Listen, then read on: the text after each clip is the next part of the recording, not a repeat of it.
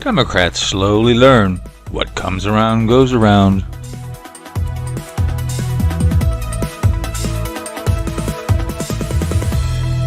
Remember that song a few years back by Justin Timberlake, What Comes Around Goes Around? It's kind of famous back in the hip-hop era there, R&B. So this is kind of a metaphor of what we're kind of seeing here on the political landscape. It's so kind of interesting to see all these political winds change, and it's affecting both parties. But I wanted to focus on what the Democrats are finding out, and depend on what side of the fence of the Democrats within the party itself. Here's a kind of a chart here where Republicans widely believe social media sites are likely censoring political views. Democrats before weren't that unhappy. So Republicans, you can see they're up 85, 99, 293. They've kind of leveled out because they've already up to 90. You can't go much higher. But what happened here is the Democrats are actually becoming real like, ooh, wait a minute, what comes around goes around.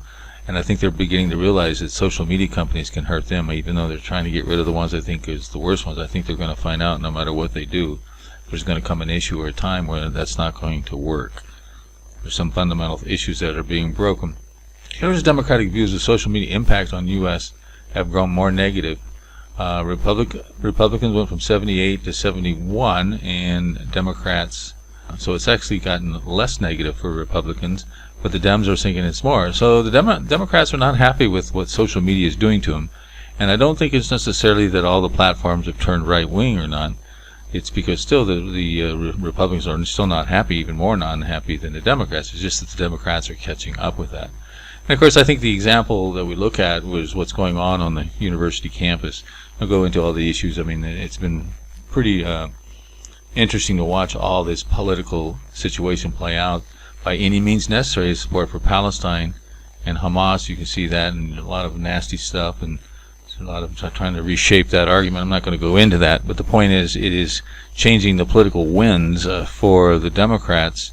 You can see here the support is very based upon age. If you're young, you tend to not like what's going on, and if you're older, you tend to be more supportive of Israel. You can see that, and this was going on in both parties. Both Republicans and Democrats are both fighting each other. There's a little bit of tug of war for different issues. We won't go into that, but here's the presidential polling here to disapprove, and Trump's getting better numbers. So Joe Biden is trying to backpedal. He doesn't know what to do. Support Israel, not support Israel, because he's kind of damned if you do and damned if you don't. And, now there's even talking about putting the Hamas supporters on the no-fly list. Not sure that's a good idea. I'm a little bit worried about that one. I mean, you might say, yeah, put those people on the no-fly list. Be careful. One day there'll be an issue where you might be on the no-fly list. I personally don't like these kind of rules that are starting to ban stuff and put people, unless it's clearly that there's some unclear violence going on. But if it's just politically motivated, it does become quite disturbing. Here's one, with the TikTok ban. Everybody seemed to support it back. It was a clean bill. It was part of this bigger bill. So there, back in March 13th, there was a clean bill. 352 people support. So there's a lot of Democrats and Republicans support that. And though I don't necessarily support TikTok, we've had our dealings with them. On the other hand, do we really want to start banning social media sites?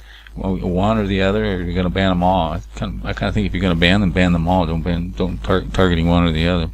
Anyway, it is what it is. The point to all this is what comes around goes around. So we're seeing that in the Trump trials. They're starting to unravel, and be careful. The Democrats are going to realize that, hey, they're attacking Trump. It's going to only boomerang. One day they'll be in the firing line. Very dubious. Be careful what you ask for. Anyway, take a look at this idea of political boomerang effect. The AI has a little example there in the write-up in the post link in the description box. And take our online poll. Will Republicans make the same mistake as Democrats and overreach once they get back in power? Now, don't forget to subscribe.